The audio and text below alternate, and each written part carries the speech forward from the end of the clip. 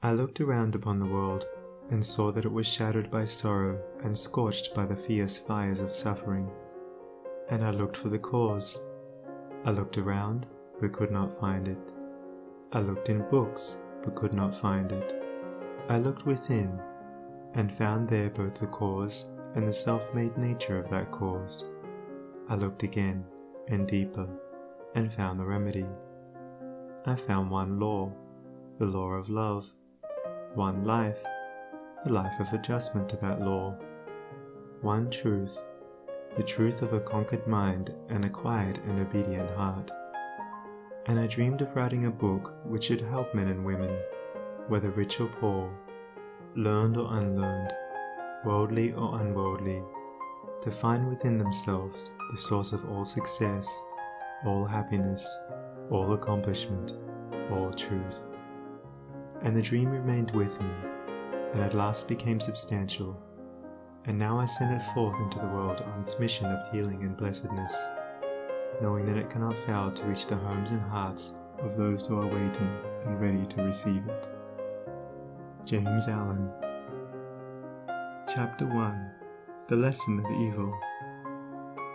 Unrest and pain and sorrow are the shadows of life. There is no heart in all the world that has not felt the sting of pain. No mind has not been tossed upon the dark waters of trouble.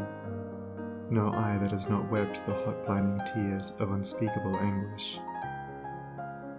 There is no household where the great destroyers, disease and death, have not entered, severing heart from heart, and casting over all the dark pall of sorrow. In the strong and apparently indestructible meshes of evil, all are more or less fast caught, and pain, unhappiness, and misfortune wait upon mankind. With the object of escaping or in some way mitigating this overshadowing gloom, men and women rush blindly into innumerable devices, pathways by which they fondly hope to enter into a happiness which will not pass away. Such are the drunkard and the harlot, who revel in sensual excitements. Such is the exclusive aesthete, who shuts himself out from the sorrows of the world, and surrounds himself with innovating luxuries. Such is he who thirsts for wealth or fame, and subordinates all things to the achievement of that object. And such are they who seek consolidation in the performance of religious rites. And to all the happiness sought seems to come, and the soul, for a time, is lulled into a sweet security and an intoxicating forgetfulness of the existence of evil. But the day of disease comes at last, or some great sorrow, temptation, or misfortune breaks suddenly in on the unfortified soul, and the fabric of its fancied happiness is torn to shreds. So over the head of every personal joy hangs the Damocletian sword of pain, ready, at any moment, to fall and crush the soul of him who is unprotected by knowledge. The child cries to be a man or woman. The man and woman sigh for the lost felicity of childhood. The poor man chafes under the chains of poverty by which he is bound, and the rich man often lives in fear of poverty, or scours the world in search of an elusive shadow he calls happiness. Sometimes the soul feels that it has found a secure peace and happiness in adopting a certain religion, in embracing an intellectual philosophy, or in building up an intellectual or artistic ideal. But some overpowering temptation proves the religion to be inadequate or insufficient. The theoretical philosophy is found to be a useless prop, or in a moment, the idealistic statue upon which the devotee has for years been laboring is shattered into fragments at his feet. Is there, then, no way of escape from pain and sorrow? Are there no means by which bonds of evil may be broken? Is permanent happiness, secure prosperity, and abiding peace a foolish dream? No, there is a way, and I speak it with gladness, by which evil can be slain forever. There is a process by which disease, poverty, or any adverse condition or circumstance can be put on one side, never to return. There is a method by which a permanent prosperity can be secured. free from all fear of the return of adversity, and there is a practice by which unbroken and unending peace and bliss can be partaken of and realized. And the beginning of the way which leads to this glorious realization is the acquirement of a right understanding of the nature of evil. It is not sufficient to deny or ignore evil. It must be understood. It is not enough to pray to God to remove the evil. You must find out why it is there and what lesson it has for you. It is of no avail to fret and fume and chafe at the chains which bind you. You must know why and how you are bound. Therefore, reader, you must get outside yourself and must begin to examine and understand yourself. You must cease to be a disobedient child in the school of experience and must begin to learn, with humility and patience, the lessons that are set for your edification and ultimate perfection. For evil, when rightly understood, is found to be not an unlimited power or principle in the universe, but a passing phase of human experience, and it therefore becomes a teacher to those who are willing to learn. Evil is not an abstract something outside yourself. It is an experience in your own heart, and by patiently examining and rectifying your heart, you will be gradually led into the discovery of the origin and nature of evil, which will necessarily be followed by its complete eradication. All evil is corrective and remedial, and is therefore not permanent. It is rooted in ignorance of the true nature and relation of things, and so long as we remain in that state of ignorance, we remain subject to evil. There is no evil in the universe which is not the result of ignorance, and which would not, if we were ready and willing to learn its lesson, lead us to higher wisdom, and then vanish away. But men remain in evil, and it does not pass away, because men are not willing or prepared to learn the lesson which it came to teach them.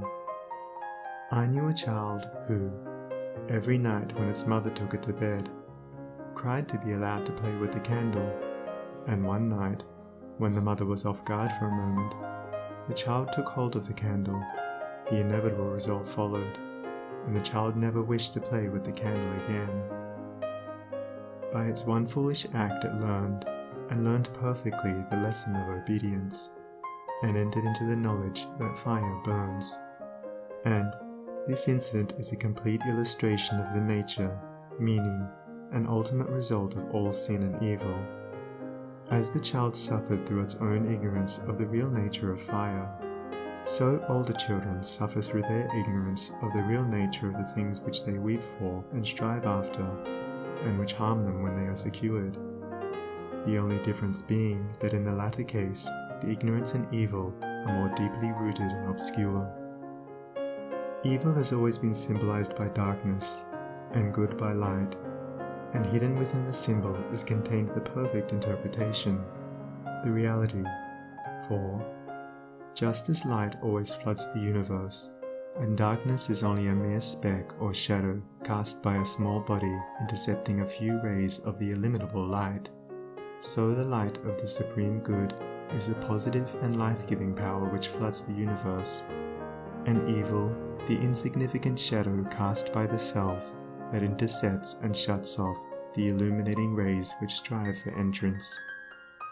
When night folds the world in its black impenetrable mantle, no matter how dense the darkness, it covers but the small space of half our little planet, while the whole universe is ablaze with living light, and every soul knows that it will awake in the light in the morning. Know, then, that when the dark night of sorrow, pain, or misfortune settles down upon your soul, and you stumble along with weary and uncertain steps, that you are merely intercepting your own personal desires between yourself and the boundless light of joy and bliss, and the dark shadow that covers you is cast by none and nothing but yourself. And just as the darkness without is but a negative shadow, an unreality which comes from nowhere, goes to nowhere, and has no abiding dwelling place, so the darkness within is equally a negative shadow, passing over the evolving and light-born soul. But, I fancy I hear someone say, Why pass through the darkness of evil at all? Because, by ignorance, you have chosen to do so, and because, by doing so, you may understand both good and evil, and may more appreciate the light by having passed through the darkness. As evil is the direct outcome of ignorance, so, when the lessons of evil are fully learned, ignorance passes away, and wisdom takes its place. But as a disobedient child refuses to learn its lessons at school, so it is possible to refuse to learn the lessons of experience, and thus remain in continual darkness, and to suffer continually recurring punishments in the form of disease, disappointment, and sorrow. He, therefore, who would shake himself free of the evil which encompasses him, must be willing and ready to learn, and must be prepared to undergo that disciplinary process without which no grain of wisdom or abiding happiness and peace can be secured. A man may shut himself up in a dark room, and deny that the light exists, but it is everywhere without, and darkness exists only in his own little room. So you may shut out the light of truth, or you may begin to pull down the walls of prejudice, self-seeking, and error which you have built around yourself, and so let in the glorious and omnipresent light. By earnest self-examination, strive to realize, and not merely hold as a theory, that evil is a passing phase, a self-created shadow, that all your pains, sorrows, and misfortunes have come to you by a process of undeviating and absolutely perfect law, have come to you because you deserve and require them, and that by first enduring, and then understanding them, you may be made stronger, wiser, nobler. When you have fully entered into this realization, you will be in a position to mold your own circumstances, to transmute all evil into good, and to weave, with a master hand, the fabric of your destiny. What of the night, O watchman, seest thou yet? The glimmering dawn upon the mountain heights, the golden herald of the light of lights. Are his fair feet upon the hilltop set? Cometh he yet to chase away the gloom, and with it all the demons of the night? Strike yet his darting rays upon thy sight? Hearest thou his voice, the sound of error's doom? The morning cometh, lover of the light. Even now he gilds with gold the mountain's brow. Dimly I see the path whereon even now his shining feet are set toward the night. Darkness shall pass away, and all the things that love the darkness and that hate the light shall disappear forever with the night. Rejoice, for thus the speeding herald sings. End of foreword in Chapter 1. Recording by Sunny Abdullah.